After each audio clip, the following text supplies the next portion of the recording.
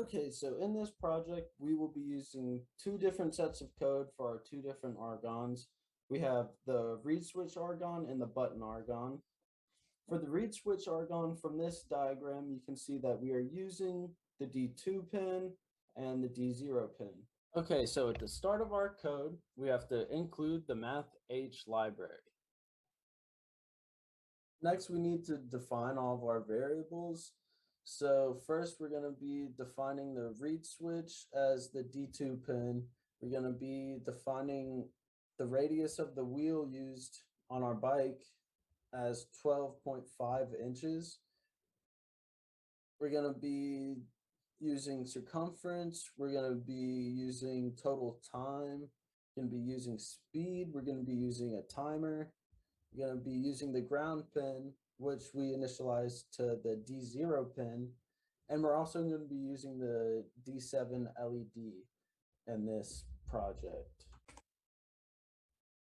Okay, so first we're going to look at the void setup. This is what the Argon is the first code the Argon runs to basically set up what it's going to be doing. So the first line of code is basically there to set up the D7 LED just to make sure it's an output and that it will turn on and off. Next, we got our particle subscribe. This particle subscribe function will be listening for an RSSI update. This will be sending from our other Argon. This is just to set up the bidirectional communication that we need. Next, we're setting up our ground pin as the output. So basically we're just setting it up as an actual ground. Then we have a serial begin. This basically allows us to begin sending outputs to a console. I am using RealTerm as my console. Then, so basically the next line of code just begins the count of seconds when the read switch is set off, which is the D2 pin. The next line of code sets the read switch to be an input. Then the next line of code sets the timer as 0 seconds. The next line of code sets the total time as 0 seconds. And then the next line of code calculates the circumference using our radius. And this is where we needed the math H library in there so we could use this pi function. So next we're going to be looking at our void loop function. This function basically calculates how fast the bike's going. It's going to be calculating the speed. It's going to, right here, it's going to output the speed. And this just outputs to RealTerm. So it doesn't actually output to our graph like we want it to. It just outputs so I can see what the actual read switch is reading.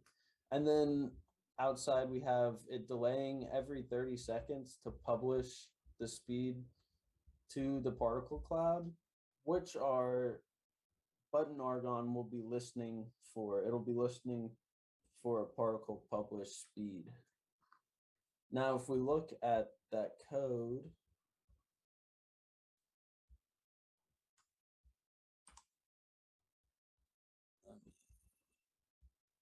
so this is our button Argon. As you can see, we're using the D1 pin and the D0 pin.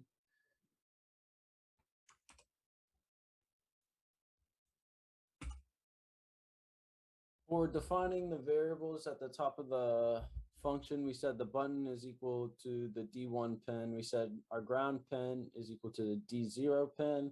We're also going to be looking for switch state. We just initialized this as 0 to begin with. And we're going to be also looking for last switch state, which we also initialized as 0 at the beginning. We're going to also be using the D7 pin. This pin will allow us to flash an LED and see whenever we get our speed updated. So first we need to look at our void setup.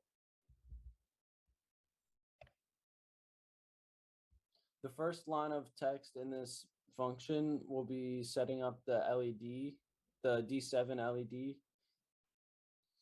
The next line will be a particle subscribe function. This function will be listening for the event speed. Once we get this speed event, we will update the speed variable in this code. We will update it to the data sent from the other Argon. And then once this speed is updated, it'll flash the D7 LED back to our void setup. After the particle subscribe, we have a serial begin. This serial begin just allows us to output values to the console, which the console I'm using is real term. Next, we'll set up the button. Basically, we just set the button as a output, or we set the button up as an input, and we set the ground pin as an output. Then we look at our void loop. This line of code right here is basically looking for a falling edge. So basically, when we push our button and let go of the button, we'll be looking for the let go basically. And if we see that our button has been pushed, we'll run the RSSI update. This RSSI update basically just gathers the Wi-Fi signal strength, then it just returns that signal strength and the speed to our graph, our thing speed graph. This is done using a webhook and a particle publish.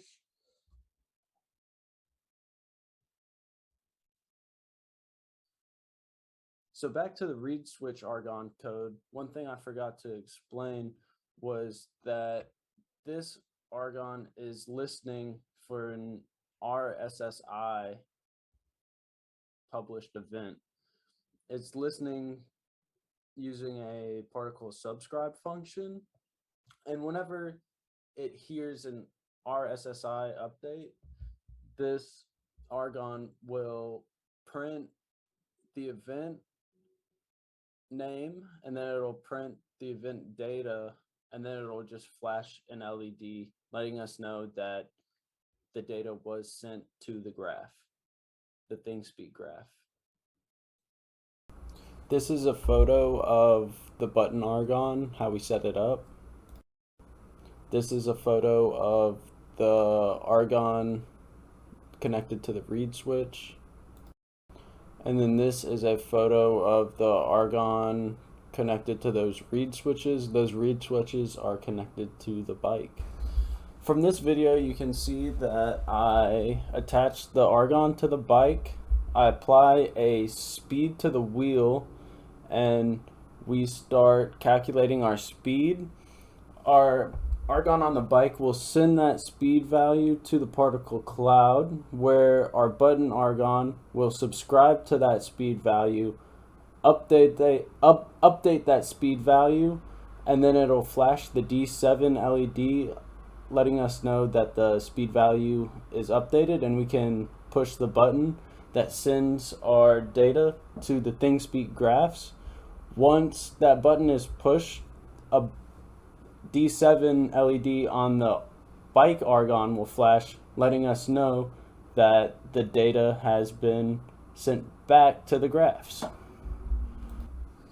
As you can see in this video, it's kind of actually hard to see, but you can see new points on the thing speed graphs. You can see new events occur in the particle console.